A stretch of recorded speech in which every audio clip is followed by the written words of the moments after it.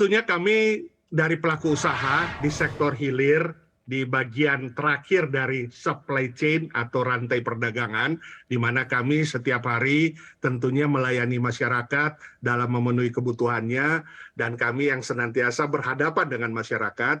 Kami berharap tentunya dengan Menteri Perdagangan yang baru, Bapak Sulhas, dapat melakukan berbagai terobosan, bahkan Mmm, juga berbagai perubahan untuk merecovery terhadap situasi dan kondisi yang saat ini tentu masih berfluktuasi. Yang kita tahu bersama, ini bukan baru terjadi beberapa saat, tapi sudah beberapa bulan yang lalu.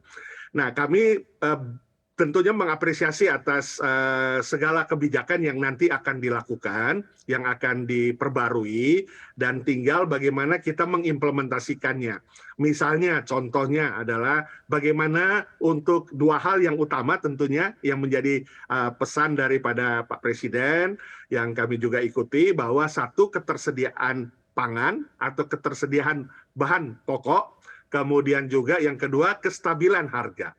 Nah, dua hal ini tentunya kami dari pelaku usaha retail modern dari waktu ke waktu memang konsentrasi atau fokus kepada dua hal ini, khususnya untuk yang namanya ketersediaan bahan pokok dan juga menstabilkan harga, di mana kita tahu bahwa harga eceran tertinggi itu selalu diberlakukan dari retail modern dulu. Karena retail modern dengan jejaring, dengan korporasi, harga misalnya kita contohkan pada bulan Januari ketika ada harga eceran tertinggi untuk minyak goreng 14.000, pada tanggal 19 Januari jam 00, besok kita buka toko seluruh Indonesia, gerai retail modern, harga eceran tertingginya 14.000.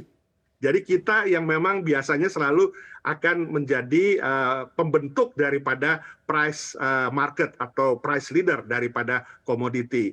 Namun tetapi ada satu hal yang tentunya menjadi suatu kendala atau satu kondisi ketika tidak diikuti dengan sektor hulu atau sektor mmm, antara, di mana di sini ada produsen, ada distributor.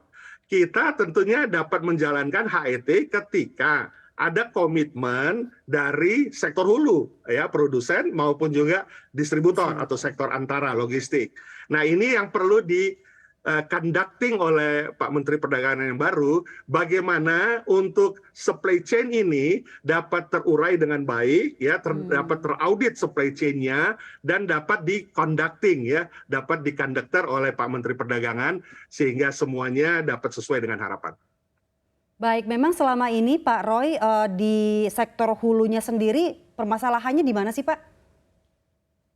Ya, kita tahu bahwa selama beberapa saat ini, ya, kita ambil contoh komoditi yang sekarang masih diusahakan dan diupayakan supaya ada kestabilan, misalnya minyak goreng. Kita tahu bahwa memang sektor hulu ini kan terjadi adanya disparity, ya, ada masalah disparity di sana. Disparity di mana ekspor, ya, lebih tinggi daripada domestik, ya, itu sudah diketahui oleh setiap Ya. pihak. Harga ekspor kita karena memang kita sebagai produsen terbesar minyak kelapa sawit, ya, tentunya kita memiliki kemampuan untuk juga mendefinisikan pricing, ya, dan itu memang terjadi. Nah, domestik kita tahu bahwa harganya tentu tidak akan sama dengan harga ekspor. Nah, ini ada disparity di sana. Nah, ketika disparity di sana, ini kan berkaitan juga dengan apa yang menjadi prioritas. Ya, satu sisi kita juga tahu bahwa prioritas untuk mendapatkan devisa dari hasil ekspor itu juga penting. Tapi jauh Mmm. lebih penting adalah dalam negeri kita di mana kebutuhan minyak goreng adalah kebutuhan yang substantif. Nah, bagaimana perimbangan ini yang diatur oleh regulasi dan dilakukan dengan komitmen, nah ini yang harus dibangun. Ini yang harus diregenisasi. Tidak hanya Kementerian Perdagangan tentunya, Pak Menteri Perdagangan, Pak Sulhas sudah sampaikan kemarin pada saat kunjungan ke kerja pertama ke Cibubur, pasar tradisional Cibubur, bahwa perlu adanya sinergisitas. Jadi perlu duduk sama, di sini ada Kementerian Pertanian tentunya, ada Ya. Kementerian Perindustrian, dan ada juga lembaga. Nah, ini bagaimana sinergisitas dan conducting daripada Pak Menteri Perdagangan, ini yang tentunya kita harapkan.